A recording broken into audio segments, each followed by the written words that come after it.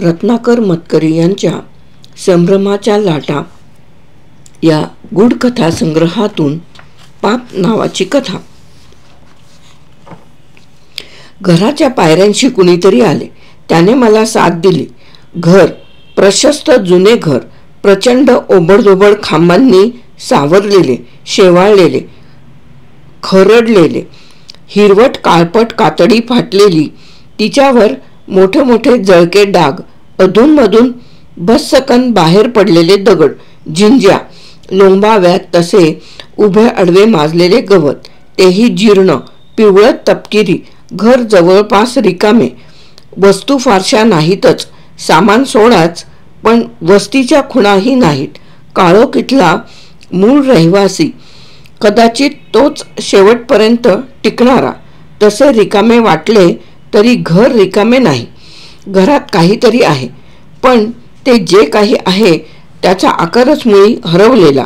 भयंकर दाट काळोखात तशी त्याची हालचाल पूर्ण गोठलेली नाही, पण जीर्ण प्राचीन वटवृक्षाच्या काळ्याढोण ढोलीमध्ये वेडोळे वेडोळे करून गुम्म बसून राहिलेल्या अजगरासारखी ती थंड आहे।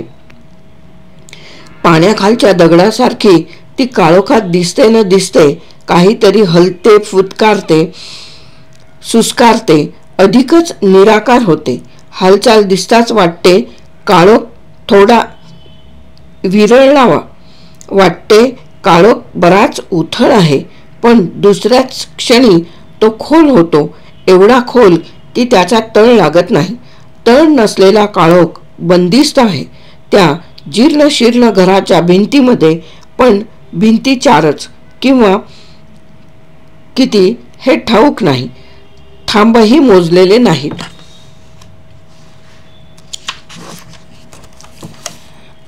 पण भिंती चारच किंवा किती हे ठाऊक नाही, खांबही मोजलेले नाहीत। या घराच्या पायरीशी कुणीतरी आले। त्याने मला साथ घातली म्हणूनच मी जागा झालो। काळोखात माझी निशब्द हालचाल झाली। गार गुळगुळीत वेटोळे सुटल्यासारखे झाले। त्याने परत साथ घातली। हळूहळू माझ्या काळोखाला नजर येऊ लागली। तो वाट पाहत उभा राहिला। माझ्या काळोखाला अंग आले, काहीतरी घुमत घुमत वाढू लागले होते। एक थंड पण निश्चित चाहूल। खोल डोहात वाकून पाहावे तसा तो घरात डोकावला। उन्हाच्या नजरेवर अंधाराचे कलम करू लागला। हळूहळू कलम धरू लागले। त्याच्या नजरेला मी पडलो। क्षणमात्र तो चक्रावला, भांबावला, डोळे विस्फारले, कपाळाला आठी पडली। मी काळोखातून बाहेर आलो। त्याने खिशातून रुमाल काढला, कपाळावरची भीती खसाखसा पुसून काढली आणि तो बावरलेले हसला। काम होतं, तो म्हणाला। बसा, मी म्हटले। माझ्या मागे घरातला काळोख पुन्हा दाट झाला। काही वेळाने तो गेला, काम न सांगताच। मीही सांगण्याचा आग्रह धरला नाही। एकदा विचारले तर तो म्हणाला, विशेष काही नाही, सहज या घरावरून चाललो होतो म्हणून डोकावलो काळोखात। माझी अटकळ अचूक ठरली। तो परत आलाच। मला भेटायला तो आला। एवढ्यानेच माझ्यात कितीतरी जोर आला। छाती फुगली, दंडात बेटकुळ्या उड्या मारू लागल्या। या वेळेसही तो कामाचे सोडून इतरच काही बाही बोलला, अडखळत ओशाळत बोलला, पण बोलला। आमच्या घरची गरिबी, मी एकटाच शिकलो, तेही लांबच्या मामाकडे राहून, सगळे त्रास सोसून। नंतर केमिकल कंपनीत नोकरीला लागलो, बऱ्यापैकी पैसा मिळवू लागलो। बोलताना विरळ होत चाललेल्या कपाळावरच्या केसांवरून हात फिरवायची त्याची लकब, पैसेवाल्या माणसाला शोभणारी, वय उताराला लागलेल्यालाही। एक भाऊ आहे, तो गावी असतो, जमिनीकडे बघतो। बऱ्यापैकी लागवड केली आहे त्यानं, माझाही हिस्सा आहेच त्यात, पण गावी कोण जातो म्हणून खाऊ दिलं एकट्यालाच। तसं माझंही बरं चाललंय। मालक वारला, त्यानं कंपनी मुलाच्या नावानं केली आहे मरताना, पण मलाही 40% भागीदार केलंय. न करून सांगतो कुणाला. त्याचा केमिकलचा धंदा मी वाढवलाय. आजवर रक्ताचं पाणी करून आज देखील मी आहे म्हणून कंपनी आहे. नाहीतर मालकाच्या मुलाला समजतंय काय त्यातलं. पण भांडवल त्याचं म्हणून त्याची 60% मालकी. माझ्याशिवाय कंपनी गुंडाळावी लागेल म्हणून जेमतेम 40% भागी माझी. मी खरा कामाचा माणूस. भागीदार केला म्हणजे उपकार नाही केले. पण हे या मालकाच्या पोराला समजत नाही. भांडवल त्याचं म्हणून मालकाच्या रुबाबात वागतो. येता जाता हुशारी करतो. पाहीन पाहीन आणि एक दिवस जाईन सोडून कंपनी. मग बसेल. बरेच असे तावातावाने बोलून तो निघून गेला. पण माझ्याकडे त्याचे काय काम याचा अजून पत्ता लागला नव्हता. काम नसावेच. नुसते मलाच वरच्यावर भेटायचे हा त्याचा चाळा. पण तो वरचेवर भेटत होता म्हणूनच जसा काही मी धडधाकट राहिलो होतो. नाहीतर काय करायचे. नुसते काळोखात पडून राहायचे. सुस्त, निराकार, बिलकुल हालचाल न करता, वेटोळे वेटोळे करून पडलेल्या अजगरासारखे. आणि एके दिवशी त्याने निकराची साथ घातली. मी पूर्ण बाहेर येण्याचीही वाट न पाहता जसा काही तो काळोखात घुसलाच. मालकाचा मुलगा स्वतःला समजतो काय. खूप चिडून चिडून तो बोलत होता. डोळे तांबडे भडक झालेले. चेहरा नुसता संतापाने भेसूर झालेला. आता मी आणखी काही ऐकून घेणार नाही. सोडून गेलो तर उद्या कंपनीला टाळं बसेल याला समजत नाही. अजूनपर्यंत मीही खालमानेनं काम करीत आलो. आजवर उलट उत्तर दिलं नाही. पण आता नाही सहन होत. बरं, मी मनात आणलं तर आता नवीन कंपनी काढून ती नावारूपाला आणू शकतो. पण भांडवल कुठून आणणार. इतके दिवस सचोटीनं काम केलं. खाल्ला असता त्याच्या बापाचा पैसा तर जमलंही असतं. माझं स्वतःचं भांडवल. पण ते मी नाही केलं. त्यातून हा तरुण पोरगा. अजून याचं लग्नसुद्धा झालेलं नाही. आई नाहीच. बाप गेला. याच्या मागं कुणी रडणार नाही. आणि केवळ बापाचं भांडवल म्हणून याची 60% भागीदारी. हा आला तर कधीतरी आठवड्यातून एकदा येऊन जातो. मी सकाळपासून रात्रीपर्यंत मरमर मरतो आणि 40% भागीवर दिवस काढतो. अर्ध आयुष्य गेलं. यापुढं कधी पैसा मिळणार. आणि पैसा हवाच माणसाला. निदान मला तरी हवा. लोकांनी म्हटलं पाहिजे हा माणूस गरिबीतून मोठा झाला.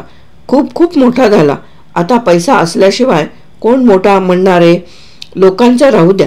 बायको ती देखील दर महिन्याला किती पैसा घरात आला हेच बघणार. पैसा वाढत जाईल तसं तिचं माझ्यावरचं प्रेम वाढत जाणार. पैसा आहे तोवरच ती माझ्यावर प्रेम करणार हे उघड आहे. त्याचे बोलणे ऐकता ऐकता मला अधिकाधिक हुशारी वाटू लागली. हात शिवशिवू लागले. छाती भाल्यासारखी फुगली. बाहू फुरफुरायला लागले. त्याच्याही हे लक्षात आले असावे. तो माझ्यात होत असलेल्या बदलाकडे बारकाईने पाहत होता. सुरुवातीला माझ्याबद्दल त्याला जी एक भीती वाटत असे ती आता जवळजवळ नाहीशीच झाली होती. दिवसेंदिवस तो माझ्या अधिकाधिक जवळ येत चालला होता. काही वेळ कुणीच काही बोलले नाही. तो डोळे बारीक करून बसून राहिला. मग एवढंच म्हणाला, काय बरोबर आहे की नाही. एकदम बरोबर मी म्हणालो. त्याने चमकून वर पाहिले. मी माझे लखलखले दात दाखवीत हसलो. तो घाबरल्यासारखा झाला. काही होत नाही, काळजी करू नका मी हसतच म्हटले. आणि अशा रीतीने त्याच्याही नकळत आम्ही तो बेत ठरवून टाकला. त्याच्या 60% भागीदाराचा काटा काढण्याचा बेत अर्थातच तडीला गेला. पंधरवड्याच्या आत मालकाचा मुलगा रोज संध्याकाळी फिरायला जायचा. पोरीबिरीचे लफडे नव्हते. एकटाच जाई. लांब लांब फिरून येई. अशातच एकदा करकरीत तिन्ही सांजा झालेल्या रक्ताळलेला माणसाचा गोळा पोटातून काढून फेकलेला असावा तसा शेवटच्या घटकेचा सूर्य. मालकाचा मुलगा आपल्याच तंद्रीत सिगारेट फुंकीत चाललेला. समोरून धडधडता ट्रक. जीव वाचवण्यासाठी मालकाच्या मुलाने फुटपाथवर पटकन उडी मारली. त्याच्या पाठोपाठ सगळा तोल सुटल्यासारखा ट्रक देखील फुटपाथवर. ची ची करणारे उंदराचे पोर चिमट्याने चिरडून फोडावे तसा मालकाचा मुलगा भिंतीशी चिणला गेला. क्षणभर सारे आकाश लालभडक होऊन गेले आणि मग जिकडे तिकडे हिरवा काळा काळोख पसरला. त्या काळोखातच ट्रक पाठीमागे आला आणि हम रस्त्यावरून रे रे करीत पसार झाला. त्याला पाहायला त्या किर्र वेळी चिटपाखरू सुद्धा हजर नव्हते. लोक जमले तेव्हा फार उशीर झाला होता. सगळीकडे थंड संगमरवरी प्रकाश पडला होता. त्या प्रकाशात फक्त भिंतीवर एक लाल भडक छप्पा उठला होता आणि आजूबाजूला त्याचे शिंतोडे उडाले होते. दाराखाली गळत आल्या होत्या. सगळा लाल रंग आता काळवंडू लागला होता. भिंतीवरच्या छप्प्याच्या खालीच वेडेवाकडे फुटलेले शरीर उभ्याचे आडवे होऊन पसरले होते. मान तुटून मुंडके काखेत अडकले होते. ट्रक ड्रायव्हरला कोणीच पाहिले नाही. तो एकदा येऊन केमिकल कंपनीच्या शिल्लक राहिलेल्या एकमेव मालकाकडून आपल्या कामाचा मोबदला घेऊन गेला. त्याच्या घरून तोही त्या पैशात सामान ट्रकमधून आणल्याबद्दलची नीटनेटकी नोंद हिशोब तपासणीसाठी करून ठेवून तसे सगळे काम आताच्या मालकाला स्वस्तातच पडले. ट्रक पकडला गेला असता तर हवालदारापासून जजपर्यंत सगळ्यांना पैसे चारावे लागले असते. ते मुळातच वाचले. मालकाने उदार मनाने ट्रक ड्रायव्हरला बक्षिसे दिली. मालकाच्या मुलाच्या पाठीमागे रडायला कुणीच नव्हते. सगळे त्याला 4 दिवसात विसरून गेले. अपघाताची ती भिंत आणि फुटपाथ यांच्यावरचे डाग जायला त्या मानाने बरेच दिवस लागले. कारण असे की रस्ते कधीच मनापासून साफ केले जात नाहीत. मालक आता खराच मालदार माणूस झाला. 40% एकदम 100% मालकी म्हणजे झाले काय. त्याने एकदम 2 मोटारी घेतल्या. एक स्वतःसाठी आणि दुसरी आता त्याच्यावर अधिकच प्रेम करू लागलेल्या बायकोसाठी. समुद्रकाठी एक छोटीशी बंगली देखील त्याने घेतली आणि तिला महत्वाकांक्षा असे बटबटीत ढोबळ नाव ठेवले. त्याच्या सुखात आता काही न्यून उरले नाही. नाही म्हटले तर त्याचे केस पूर्वीपेक्षा अधिक विरळ झाले आणि त्यामुळे तो अधिक पैसेवाला आणि अधिक वयस्क दिसू लागला. अपघातानंतर माझ्यातही काही बदल झाले. डोळे अधिक चमकू लागले. काळोखात कधीकधी नुसते माझे डोळेच चमकत असले पाहिजेत आणि पाहणाऱ्याला ते दृश्य चांगलेच भयंकर वाटत असले पाहिजे. झालेच तर मी माझ्या हाताची नखे लांब ठेवू लागलो. त्यांना वाढ भलतीच होती. माझ्या हास्याचा आवाजही पूर्वीपेक्षा अधिक जोरदार झाला. तो ऐकणाऱ्याच्या छातीत धडकी भरायला हरकत नव्हती. तो मात्र हल्ली मला फारसा भेटत नसे. क्वचित उडत उडत येऊन जाई.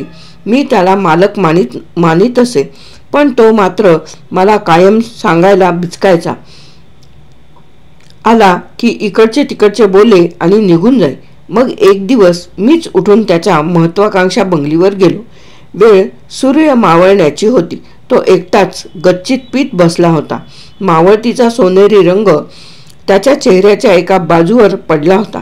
त्यामुळे त्याचा चेहरा खोटा आणि बेगड लावून रंगवल्यासारखा वाटत होता. ग्लासमधूनही तो तसलाच खोटा सोनेरी रंग पीत होता. मी एकदम त्याच्या समोर जाऊन उभा राहिलो. मला बघताच तो दचकला. इतका की त्याच्या हातातला ग्लास जमिनीवर पडून त्याच्या ठिकऱ्या ठिकऱ्या उडाल्या. दचकायला काय झालं, मी जोरात विचारले. तू इथं का आलास? त्याने कसे बसे शब्द गोळा करून विचारले. मी लखलखते दात दाखवीत हसलो. एवढ्यात सूर्य मावळला आणि त्याचा अर्धा चेहरा भराभर काळवंडू लागला. त्याच्या ग्लासमधला सोनेरी रंग तर केव्हाच जमिनीत जिरून गेला होता. तिकडच्या गप्पा करूनच मी परतलो, पण मला एकदम थकल्यासारखे वाटू लागले. एक गोष्ट माझ्या लक्षात आली होती. तो माझ्याकडे येई तेव्हा मी त्याचे स्वागत करी. मला तो हवासा वाटे, पण आता तो मात्र मला टाळू लागला होता. शेवटी एक दिवस न राहून म्हणा हवे तर, पण मी त्याच्या बंगलीवर परत गेलो. का कुणास ठाऊक, पण मला एकदम बंगलीत जायचा धीर झाला नाही. मी समोरच्या झुडपा आड उभा राहून बंगलीकडे पाहू लागलो. वेळ रात्रीची होती, त्यामुळे मी झुडपा आड उभा आहे हे कुणाला दिसण्यासारखे नव्हते. मला मात्र बंगलीतली त्याच्या खोलीची खिडकी अचूक दिसत होती. खिडकीतून खोलीतील हालचाल कळत होती. खोलीत दिवा जळत होता. तो एरझाऱ्या घालीत होता. खोलीतल्या खोलीत अत्यंत अस्वस्थपणे वाऱ्याने खोलीतील टांगलेले दिवे हिंदकळत, भिंतीवरच्या सावल्या मागे पुढे हलत. त्या हलत्या सावल्यांमधून त्याच्या भूतासारख्या एरझारा चालूच होत्या. फेऱ्या मारता मारताच तो कधीतरी खिडकीशी आला, परत गेला, मग एकदम काहीतरी सुचल्यासारखा परत आला. त्याने झुडपाकडे बारकाईने पाहिले, मग तो घाईघाईने आत गेला. क्षणभरातच खोलीतला दिवा गेला, पण माझी खात्री होती तो काळोखात खिडकीला डोळे लावून बसला असणार. मी जातो का याची वाट पाहत मी झुडपातून बाहेर पडलो. मी निघून गेलो तशी त्याची खात्री होऊ दिली आणि पाऊल न वाजवता त्याचा जिना चढलो. त्याला हायसे वाटत होते. इतक्यात माझी टिचकी दारावर वाजली. त्याने दार उघडले. मला दारात पाहून तो हबकलाच. काय हवंय तुला? का येतोस तू इकडे? चाचरत चाचरत त्याने विचारले. मी हसलो. मला काही नकोय, पण आत्ता या क्षणी मी मात्र तुम्हाला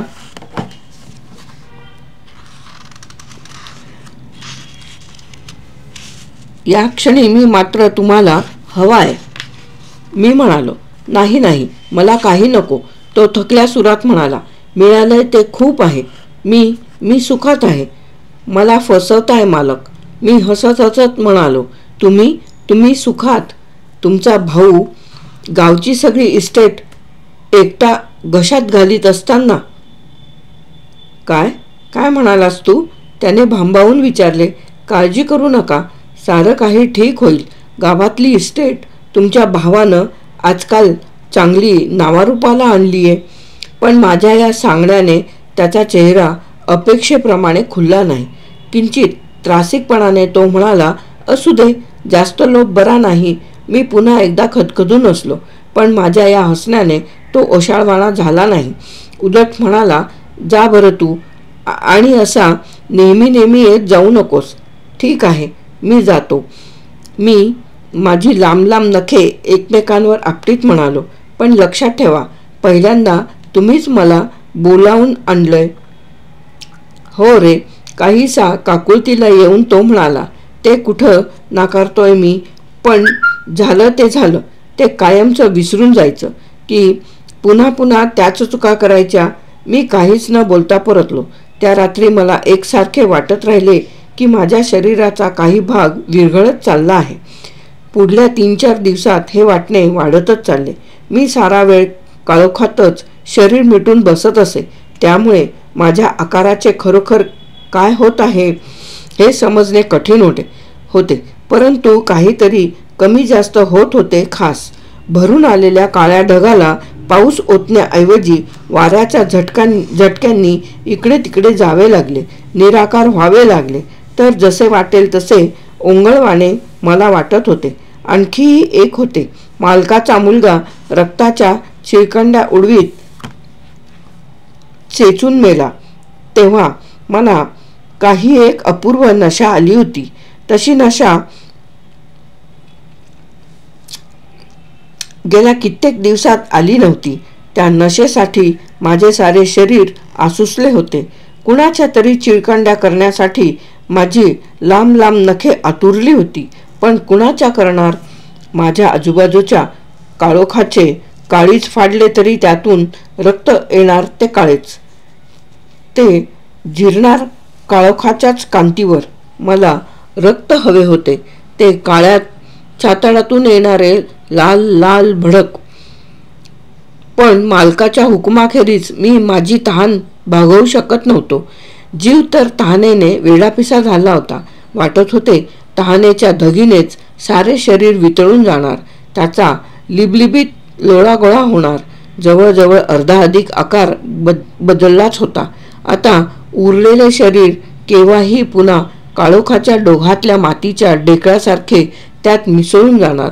एवढ्यात पुन्हा एकदा पायऱ्यांवरून साद आली. माझ्यात जणू नवीन चैतन्य संचारले. मी स्वतःला कसेबसे गोळा केले आणि काळोखाच्या तीरावर येऊन पडलो. उठून त्याच्यासमोर उभा राहिलो. तो थकल्या भागल्या सुरात म्हणाला, माझ्या भावाची इस्टेट मला मिळायलाच हवी. रक्त, उसळणारे लालभडक रक्त, चिळकांड्या, सूर्यकिरण आरपार जात असलेल्या माणकांच्या चिळकांड्या, पांढरा हिरवा आकाशी कुठल्याही रंगावर पडणारा रक्ताचा सडा मूळचा रंग नाहीसा करतो. सर्व रंगात अधिक समर्थ सार्वभौम लाल रंग. गळणाऱ्या धारा, ठिबकणारे थेंब, सावकाश पसरणारे रक्ताचे थारोळे, हळूहळू साकळत जाणारे काळवंडणारे घट्ट घट्ट रक्त. किती सुंदर, किती चिकट. न पुसले जाणारे डाग, केवळ रक्ताचे. रक्त जगातली सर्वात सुंदर वस्तू. रक्त सर्वात उबदार, गरम आणि नशा चढवणारे, उत्तेजित करणारे. सर्वत्र रक्ताची रंगपंचमी खेळली जाऊ द्या. डोक्यावर धोंडा पडून मालकांचा भाऊ वारला. शेतावरून परत येत होता म्हणे. किर्र शांतता. एका बाजूला चढत गेलेला डोंगर, काळ्या पडत चाललेल्या करड्या आभाळात नाहीसा झालेला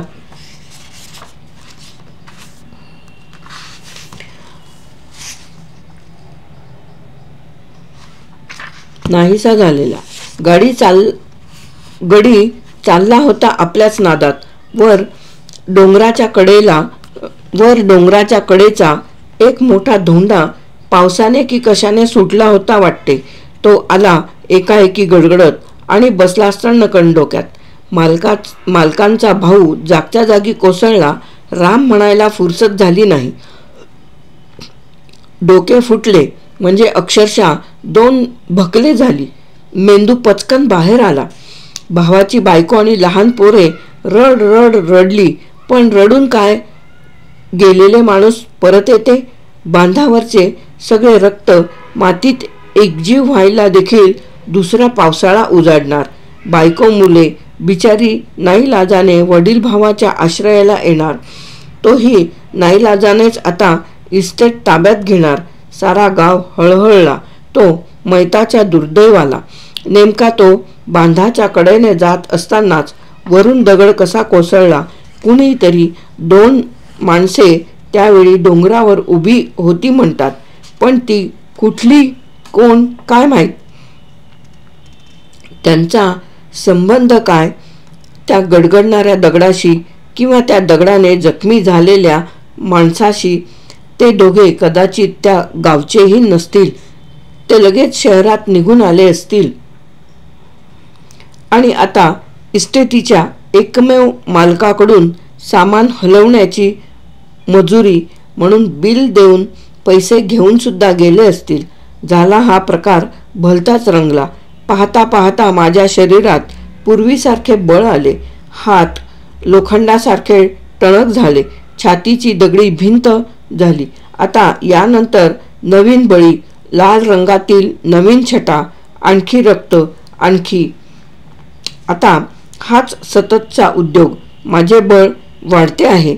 होता होता त्या घरातला सारा काळोख मी व्यापून टाकीन. इतका मोठा होईन, इतका मोठा होईन, इतका मोठा. यावेळेस कुणाचा बळी, यावेळेस कुणाची पाळी. संध्याकाळ. बंगली समोरच्या बागेत तो बायकोबरोबर गप्पा मारीत बसला होता. दोघे अगदी मोकळेपणाने हसत बोलत होती. त्याच्या अंगावर रेशमी सदरा, तिच्या अंगावर जरीची साडी, बसायला नक्षीदार खुर्च्या, थाट होता सगळा. दोघेही आता चांगली वयस्कर वाटू लागलेली. त्याला तर चांगलेच प्रशस्त टक्कल, पण तिचेही बहुतेक केस पिकत आलेले. दिसेनात का वयस्कर, पण श्रीमंत जोडपे दिसावे तसे ते दिसत होते. श्रीमंती अंगी लागलेली दिसत होती. मी झुडपातच उभा राहून त्यांचे बोलणे ऐकू लागलो. नुकताच त्यांचा मुलगा शिक्षणासाठी परदेशी गेला होता. दोघे त्याच्याविषयी बोलत होती. थोडीफार काळजी करत होती, पण त्याचे कौतुकच अधिक करत होती. मला फार वेळ ते ऐकवेना.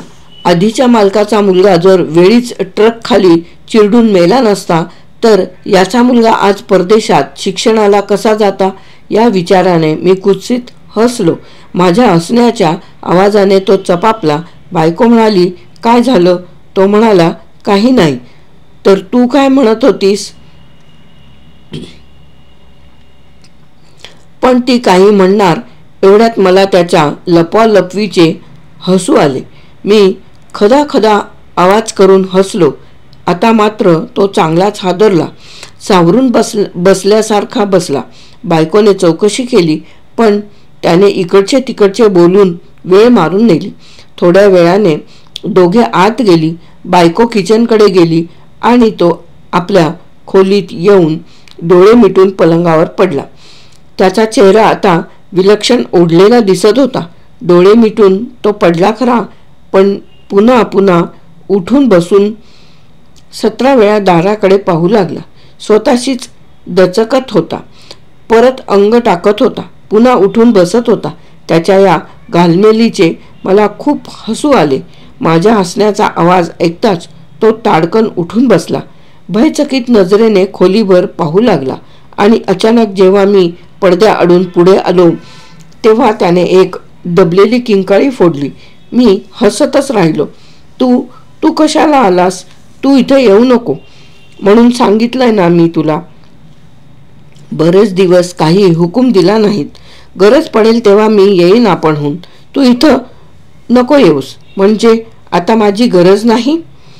जवळजवळ तसंच. मी ठरवलंय शक्य तर कधीच तुझी गरज पडू द्यायची नाही. पूर्वी नाईलाजानं तुझी मदत घेतली असेल मी, पण आता मला साधं सरळ आयुष्य जगायचंय. बोलता बोलता त्याने कपाटातून एक मद्याची बाटली काढली आणि जवळच्या पाणी पिण्याच्या भांड्यातच मद्य धडाधडा ओतून घेतले. तांब्यातले थोडे पाणी त्यात ओतले आणि भांडे तोंडाला लावले. घटाघटा 2-3 कडक घोट घेतल्यावर तो बोलू लागला. तुला कल्पना आहे, मी विसरण्याचा प्रयत्न करतोय, सारं काही विसरण्याचा. तू येत जाऊ नकोस मला आठवण द्यायला. परत मला विसरू दे. आणि त्याने भांडे परत तोंडाला लावले. मालकाने मला विसरून चालले असते, पण मला त्याला विसरता येत नव्हते. त्याच्याशिवाय मला राहणेच अशक्य होते. सारखे वाटायचे की आपला आकार पुसट तर होत चाललेला नाही, पण नाही. ज्या अर्थी मी दिसता क्षणी त्याला एकदम खून पटे त्या अर्थी मी अजूनही ओळखता येण्यासारखा राहिलो होतो. आणि मला जसा काही हा चाळाच लागला होता. तो कशातही गुंतलेला असला की त्याच्यासमोर जाऊन उभे राहण्याचा, त्याचा गोंधळ उडालेला पाहायचा, त्याला दचकवून सोडायला मला फार गंमत वाटायची. मालकाचा मुलगा अजून परदेशाहून यायचा होता, पण त्याला मुली आत्तापासूनच सांगून येऊ लागल्या होत्या. अशाच एका मुलीच्या घरची मंडळी येऊन बसली होती. मालक मोठ्या उत्साहाने मुलाविषयी स्वतःविषयी सांगत होता. माझा मुलगा केमिकल इंजिनियर झालाय. या धंद्यात अजून पुष्कळ करता येण्यासारखं आहे. आम्ही आमच्या परीनं केलं, पण त्यावेळेस आम्हाला कुठलं शिक्षण, अनुभवानं सगळं जमत जायचं. मी सांगतो तुम्हाला, त्यावेळेस नुसती केमिकल्स सप्लाय करण्याची कंपनी होती आमची, पण धंदा टिकवण्यासाठी मी असं रक्त आटवलंय. त्यानं रक्त म्हणायला आणि मी समोर उभा दिसायला एकच गाठ पडली. मालकाला ठसका लागला. बायकोने पाणी आणून दिले. एकच गोंधळ उडाला. हसतच मी घरी परतलो. त्यानंतर जवळजवळ रोजच मी मालकाच्या बंगलीवर जाऊ लागलो. हुकूम काय म्हणून विचारू लागलो. मला पाहून त्याची चांगलीच तारंबळ उडायची. तो मला हकलून देण्याचा प्रयत्न करायचा, पण मी माझे लखलखते दात दाखवीत हसतच राहायचा. कधी कधी नखांवर नखे आपटून त्याला मालक मालक म्हणून खिजवायचा. तो म्हणायचा, मी कसला मालक, आता तूच झालायस मालक, मी झालोय चाकर. कुठून तुला भेटलो कोण जाणे. नसती पीडा, दुसऱ्या कोणाला सांगताही येत नाही. पाया पडतो तुझ्या, जा तू इथून जा. यावर मी काहीच न बोलता नुसता हसायचा. तो घटाघट दारू पीत राहायचा. दिवसेंदिवस त्याची तब्येत खालावत चालली होती. पूर्वी अधूनमधून तरी त्याचा चेहरा आनंदित दिसायचा, पण आता तो कायम कसल्या तरी काळजीत असल्यासारखा वाटायचा. गालाची हाडे वर आलेली आणि डोळे खोल गेलेले. डोळ्यांत एक प्रकारची भीती कायम ठाण मांडून बसलेली. अलीकडे त्याला झोपणेही अशक्य झाले होते, कारण दररोज रात्री मी जाऊन त्याच्या घरासमोर उभा राहायचा. हलकेच सीळ घालायचा. तो कसा कोण जाणे जागा होऊन खिडकीत यायचा. मग रात्रभर त्याला झोपच लागत नसे. झोप यावी म्हणून तो दारू प्यायचा, पण दारू प्यालावर त्याला म्हणे माझा आकार अधिकच चित्रविचित्र दिसायचा. मग कधी कधी तो किंकाळ्या फोडीत उठायचा. होता होता त्याने पांघरून धरले. त्याला तपासायला डॉक्टर आले होते. त्यांना त्याची बायको सांगत होती, अलीकडे फार पितात हो, म्हणतात विसरण्यासाठी पितो. पण तसं विसरण्यासारखं काहीच नाही आहे यांच्या आयुष्यात. कसलं दुःख नाही की काही नाही. चांगला सुखाचा संसार. मग का असे वागतात तेच समजत नाही. तिकडे तो आणि इकडे मी, दोघेही अस्वस्थच होतो. गेल्या कित्येक दिवसात मी रक्त सांडलेले पाहिलेच नव्हते. त्या वाचून माझे डोळे निवत नव्हते. माझ्या शरीराचा ताठरपणा टिकत नव्हता. कधी कधी माझ्या भोवतीचा काळोख सारा जास्वंदी होऊन जाई, पण तो भासच ठरायचा. मी रोज त्याच्यासमोर जाऊन उभा राहायचा. तो काही केवळ त्याला घाबरवायला नव्हे, खरोखरीच मला काम हवे असायचे.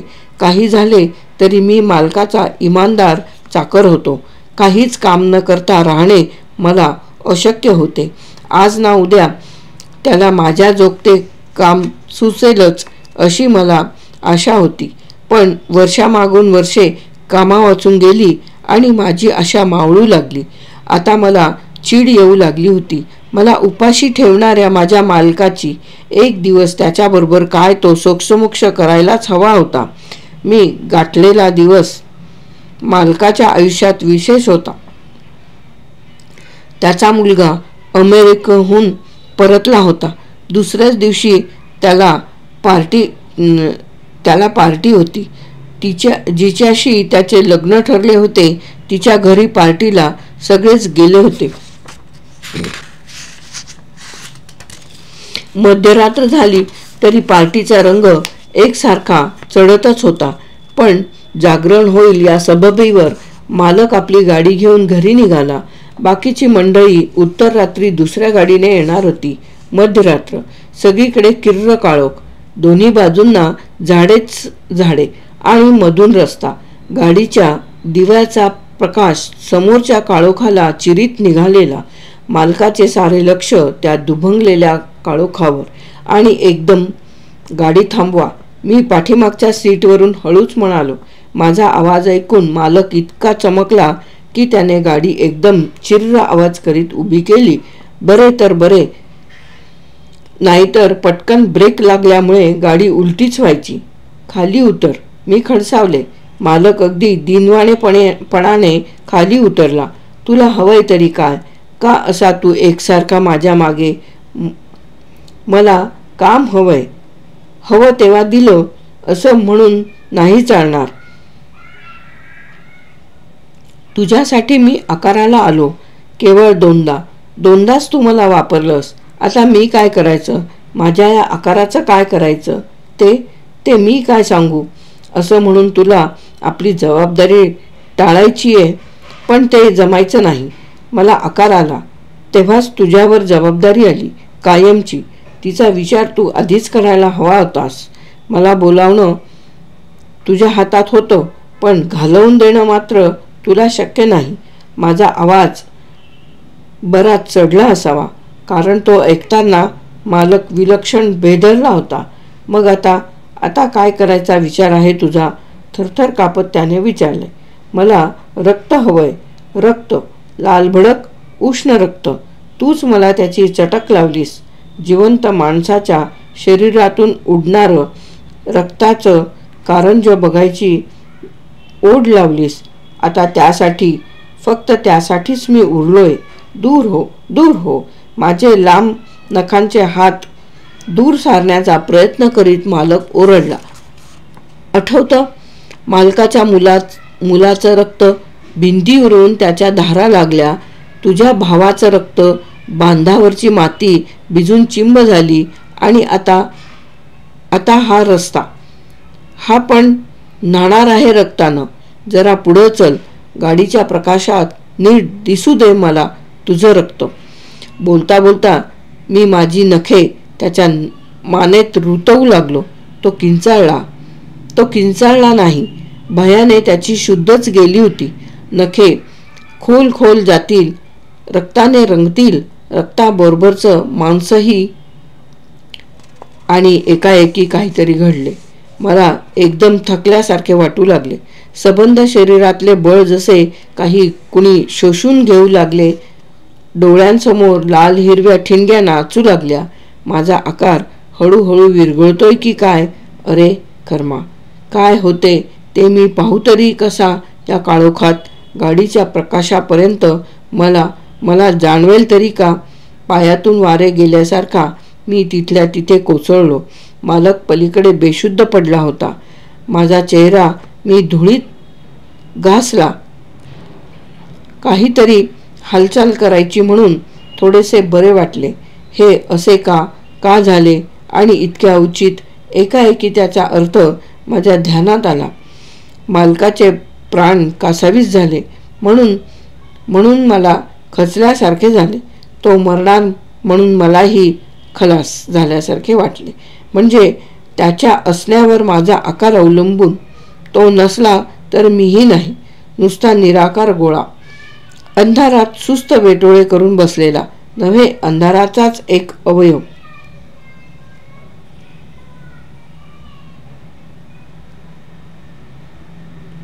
मालक मेला तर त्याचा चाकरही नाहीसा होईल. याचा अर्थ मालक मरून चालणार नाही, कधीच नाही. मला संपायचे नसेल तर मालकाला जिवंत ठेवायलाच हवे, कसेही करून. मी मालकाला जिवंत ठेवायला हवे, कसेही करून. माझी रक्ताची तहान तशीच मारून. या मालकाला, ज्याने मला हा भयान आकार दिला, ज्याने मला रात्रंदिवस ही जीवघेणी तडफड दिली, आणि त्याशिवाय ज्याने मला काहीच दिले नाही. फक्त दोन कामगिऱ्या आणि बाकी रिकामा काळोख ज्याने माझ्या कपाळी लिहिला, त्याला मी मारूही शकत नाही. उलट त्यालाच जपत राहायचे, स्वतःसाठीच, त्याच्या अंतापर्यंत. नाही, यावर काही मार्ग असलाच पाहिजे. काहीतरी नक्कीच. पण काय? कुणाला विचारू? कुणीच नाही. चारही बाजूंना एक भयान पोकळी आहे. एखाद्या जीर्णशीर्ण प्राचीन वटवृक्षाच्या डोलीसारखी एक थंडगार पोकळी, काजळ काळी पोकळी. घर, प्रशस्त जुने घर, प्रचंड ओबडधोबड खांबांनी सावरलेले, शेवाळलेले, खरडलेले. घराच्या पायथ्याशी कुणीतरी आले. त्याने मला साद दिली. मी काळोखातून बाहेर आलो. पायऱ्यांवर तो उभा होता. मालकाचा मुलगा, नुकताच परदेशी जाऊन आलेला. काम होतं, तो म्हणाला. बसा. मी म्हटले, पण मला एक सांगा, तुम्ही तुमच्या बापाचा वारसा घेतलेला आहे ना? त्याच्या सगळ्या जबाबदाऱ्या तुम्हाला मान्य आहेत ना? त्याचाच डागाळलेल्या पैशानं तुम्ही शिकून आलात ना? त्याचंच रक्त तुमच्या शरीरातून वाहतंय ना? हो. त्याने अधीरपणे मान डोलावीत सारे काही मान्य केले. पप्पांच्या सगळ्या जबाबदाऱ्या मी घेईन. त्याने माझा वारसा मान्य करता क्षणीच माझ्यात एकदम कितीतरी जोर आला. छाती फुगली. दंडात बेटकुळ्या उड्या मारू लागल्या. काही हरकत नाही, मी म्हणालो. आजपासून तुम्ही माझे मालक. मग कामाचं काय? काम माझ्या लक्षात आलं. फर्मची मालकी एकट्या तुम्हालाच हवी आहे ना? त्यासाठी थोरल्या मालकांची अडचण होते ना? ठीक आहे, आपण त्यांचा काटा काढू. कथा समाप्त.